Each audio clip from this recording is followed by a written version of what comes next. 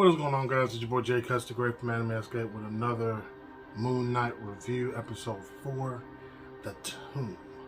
I'm thinking about just releasing these on Fridays because the way my work schedule is, I'm off on Fridays and Saturdays. That's probably going to be the best bet. Episode review without any spoilers. Funnier than expected. Funnier than expected. Everything that goes on, halfway point, dope. Tail end, it's a Yu-Gi-Oh! Mind Crush moment. Then it gets hilarious. And then it ends. So that's pretty much the synopsis of the episode without any spoilers. We're about to dive into it now. So be aware watching this. You have to. So, obviously, flashback and whatnot. Bought a previous episode and all that good jazz. Episode comes to Steven is still passed out from Conchu being pretty much snatched from his body. Well, before that, you see Conchu's statue that he's been in prison being put away by the gentleman who was talking to Arthur Harold. So then it cuts to Layla and Mark and Steven being in the desert. Steven and Mark are still knocked out from, Conchu being snatched out. Layla's trying to wake him up. Then some guys trying to pull up in the truck and start chasing him.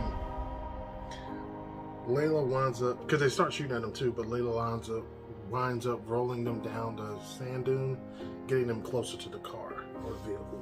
So she runs off in the distance, leaving Steven in the middle of the desert and whatnot. And she goes to the car and she hides in it first, and then the car pulls around. She hops out, grabs a flare, gets their attention. They turn around, come back. The flare's on the ground. She comes from under the truck on the other side with another flare, throws it in front of the truck. The flare happens to land on a box of ammunition, and boom goes dynamite. So yeah, those guys wind up dead. And Steven winds up waking up and stuff. And it's kind of odd, like how would you say bad guys are easily killed that quickly? You know what I'm saying? Like it's one of those things where it's like it's really the question of, can a flare really activate live ammunition? I wouldn't recommend trying it, but I'm probably going to look it up later on to see if that actually works, because if it does, that's... Really? It's kind of one of those things like you wouldn't expect that to happen, but it's many things possible. So, they hop in a car, they're driving, so they got the directions to get to AnimeEscape too. So they're going, and it's funny because Steven and Mark are having a discussion while Steven and Lila are having a discussion. So, they're talking, and Mark is like, everything would be fine if you hadn't brought Layla into this, that, like, everything like that. And so, she was like, well, but Mark would think this is a solo mission. He'd run off, do everything. But Steven was like, yeah. But it's just me and you in the open road. And as soon as it's open road, she stops, she's like, gotta walk. So they're walking and stuff. And they finally get to a dig site. And they get to the dig site. And Layla, first of all, the one creepy thing they're walking in this stone arc that's natural. Like a stone bridge that was done over years and stuff like that. And it's just like a black goat with like horns sticking out like that far, just looking down on them as they like walk through it. I'm like, ain't I seen this in the movie? Like, as someone who is, how would you say? I want to say scary, but extremely cautious about unknown for circumstances in the wilderness and stuff. I don't play that. Any little sign is like, nah, pimp.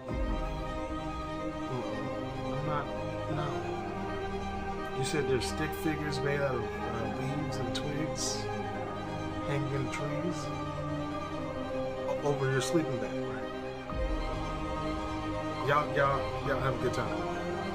No, I'm not going to the restaurant. I'm going home. I know what that means. No. But again, I'm talking. So they get to the dig site, and Layla was like looking around for supplies. So this is one of the funny parts that was funny to me. So Steven branches off and starts looking for supplies, and Mark and Steven have a conversation. And pretty much Mark is like pretty much saying like, okay, look, you need to let me take control. And Steven's like, nah, I'm good, bro. And Mark's like, you know, we don't have Conchu anymore. That means no healing powers, no suit, no nothing. He's like, you know, you can let me take control and stuff like that. And so like Steven's not Steven, but Mark's pretty much like, you know what, I'm the one with the most experience like this and stuff like that. And Steven's like, you know what? No, you're not. It's my body, well, it's our body. It's deep down there somewhere. And they get into it, and he was like, Mark's like, you're alone. And Steven's like, no, I'm not. He was like, it's me and Lila. And Mark's like, are you in love with my wife? And it goes downhill from there, which is funny because it's the same person technically.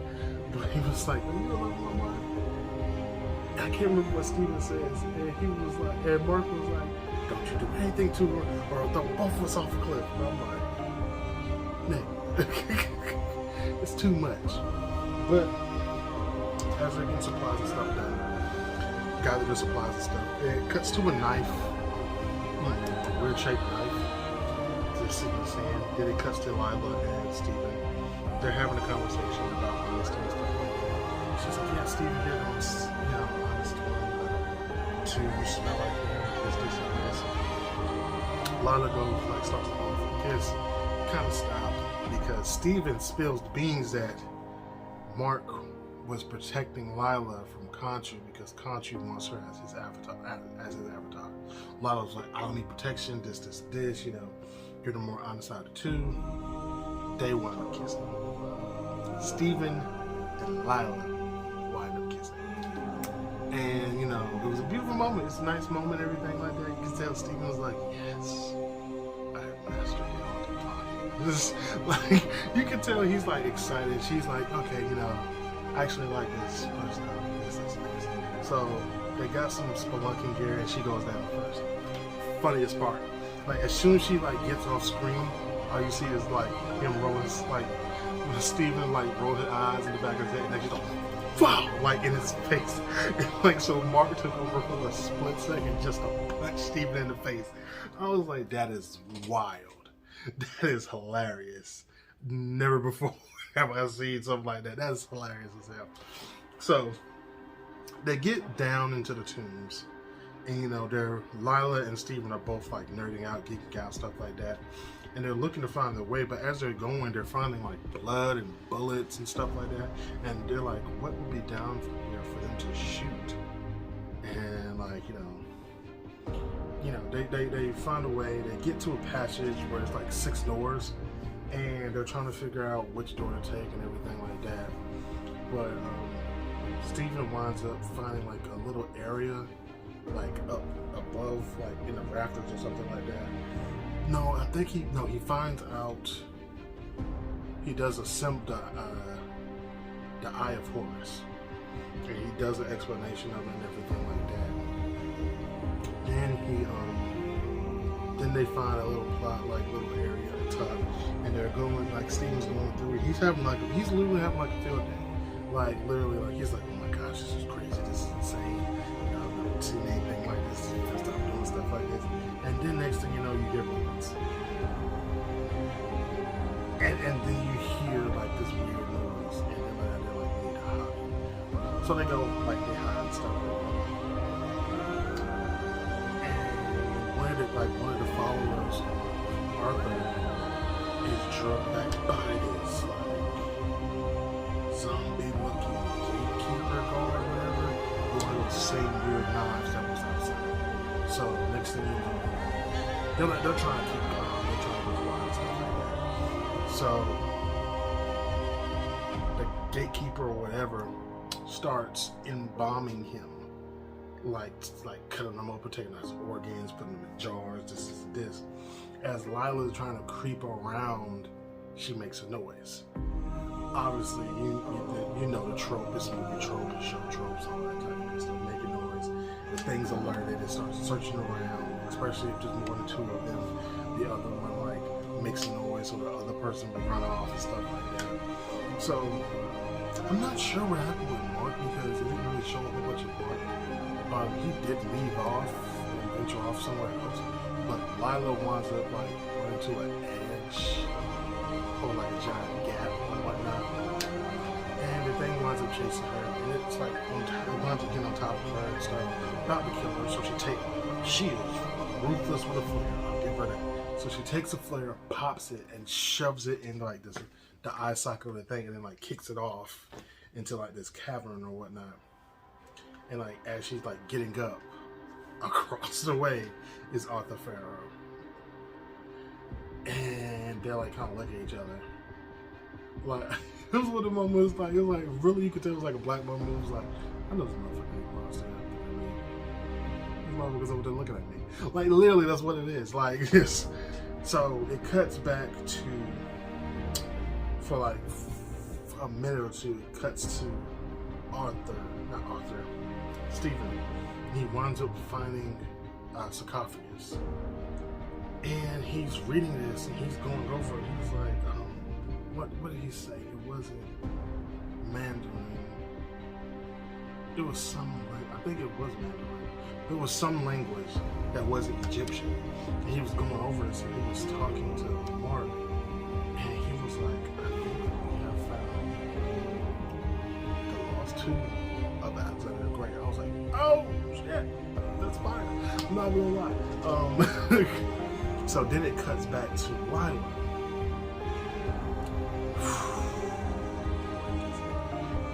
So cuts to Lila.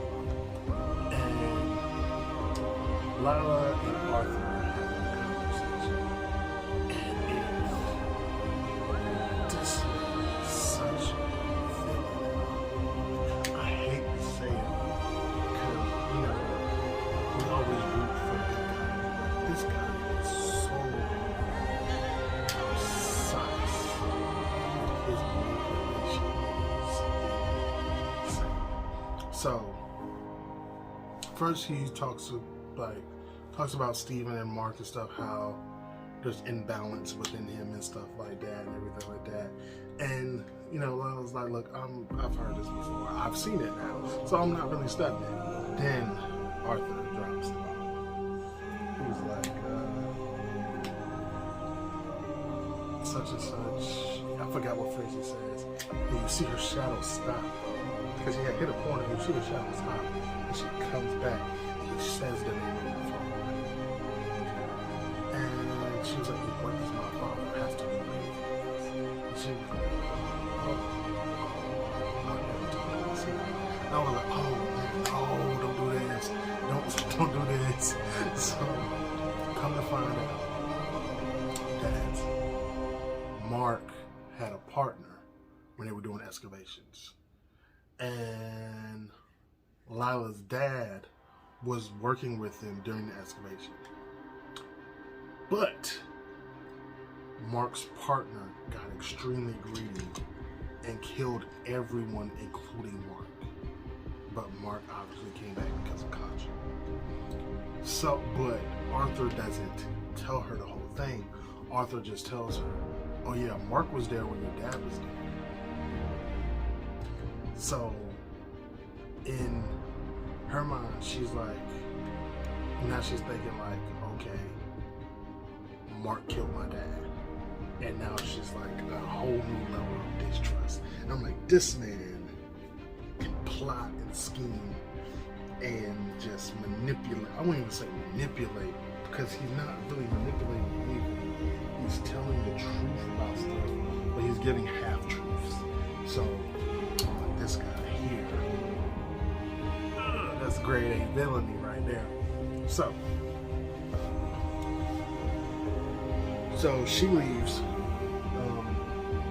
Stephen winds up I'm managing JCutzDaGreat, and no, before he does that, he realizes JCutzDaGreat was, they said like something for an enemy or something. I believe he was like supposed to be like an avatar or something. So Steven unwraps his head, breaks his jar, reaches down his throat, and pulls out the little statue. So yes, we got it. This.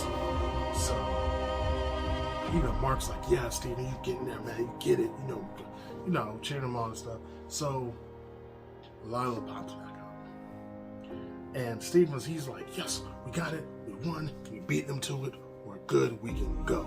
And she proceeds to spaz, and she was like, can he hear me? And Steven's not catching up. Steven's like, I hope not. Not exactly. No, I hope not. So she's like, did you kill my dad?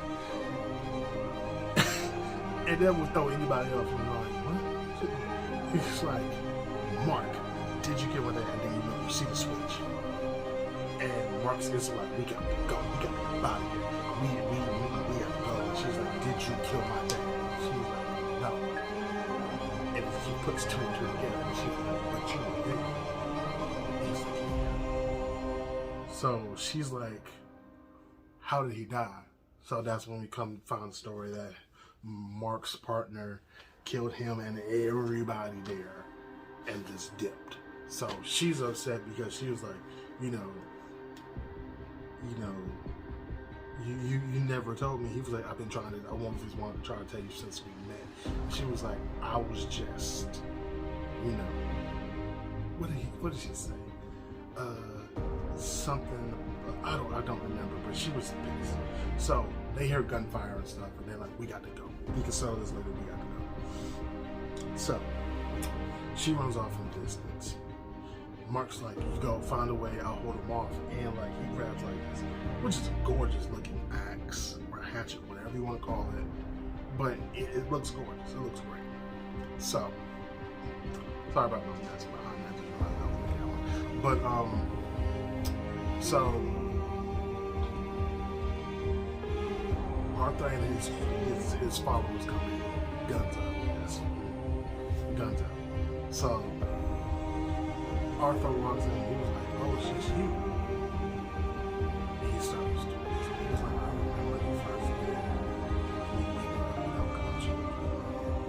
It was like silence. I was like, oh my goodness. And he was like, and that's another thing about it. It was like, no additional voices in the house. It was like, you have and you have the choice to do. So at one point, it looks like Mark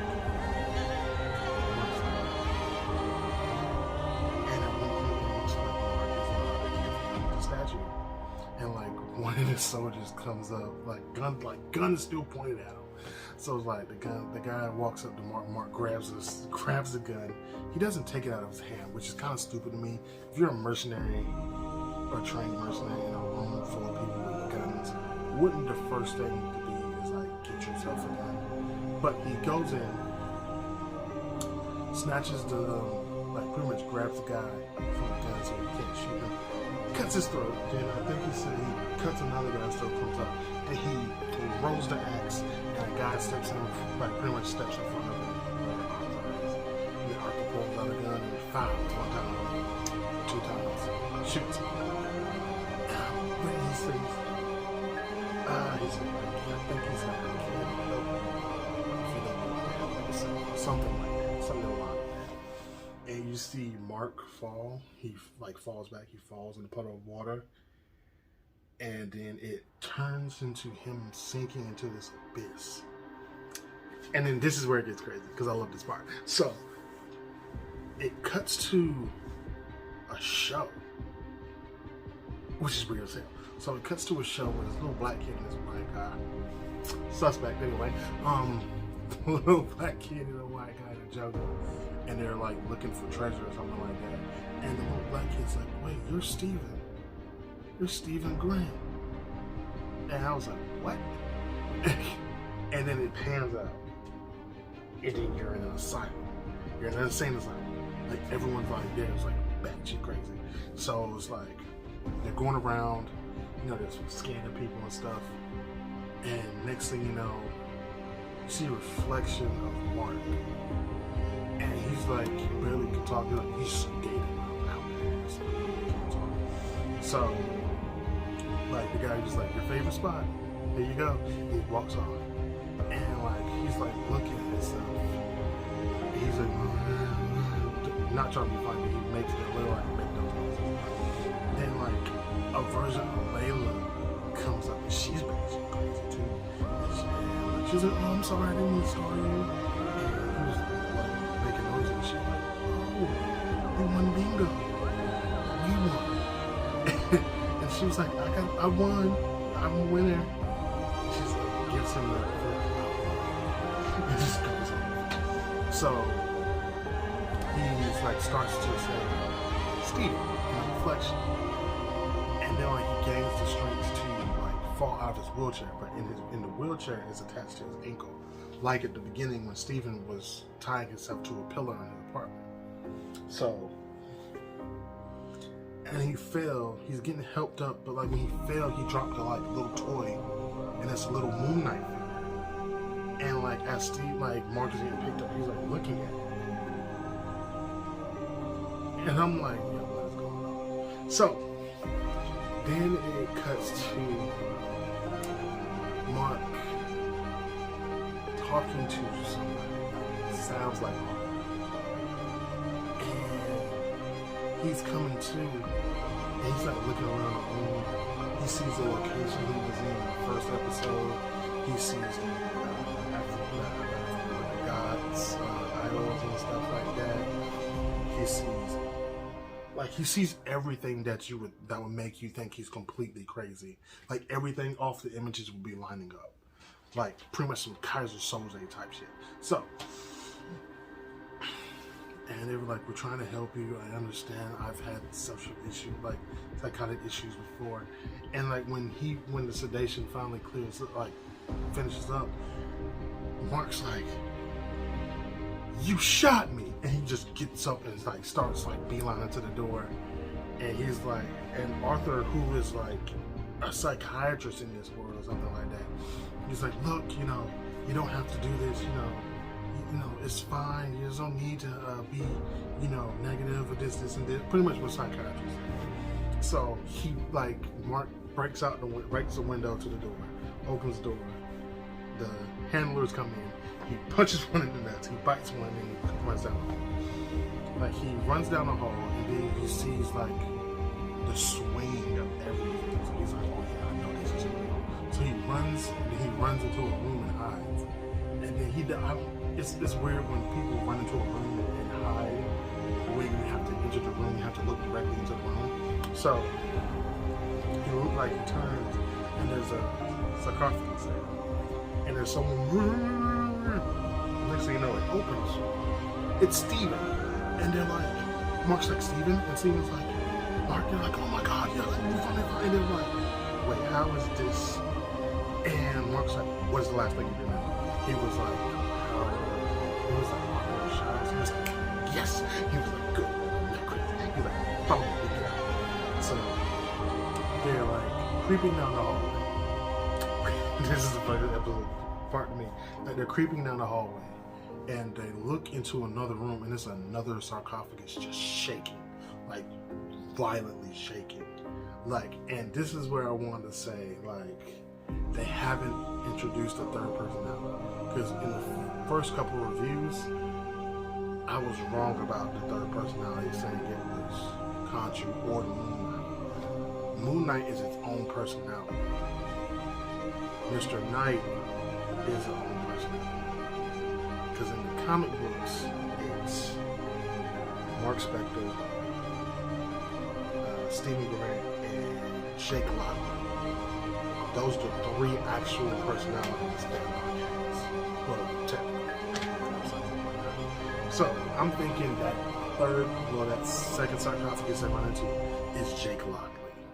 I'm thinking that's that, but they haven't introduced him or anything like that. So, they're going down and they start like beeline to this double door. And next thing you know, you see this giant figure. I'm like, oh snap, Kaju's here.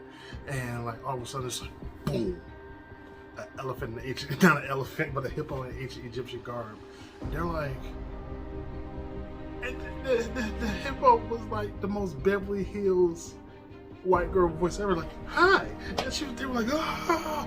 And the episode is like that. So I'm like, yeah, this episode was crazy. Like between the punching in the face of Steven from Mark, the reveal of Lila's dad being there with Mark at the very beginning, just all of that is just crazy. But thank you guys for watching. Thank you guys for tuned. Stay true. I know this is like a few minutes longer than normal, but I wanted to make sure I get all the details of this because we are coming up on the 5th episode next week, and then there's only one more episode after that. And then I don't know what's going to be coming up next for Marvel with the series, but whatever is whatever. But yeah, stay true, stay savage, people, and I'm out.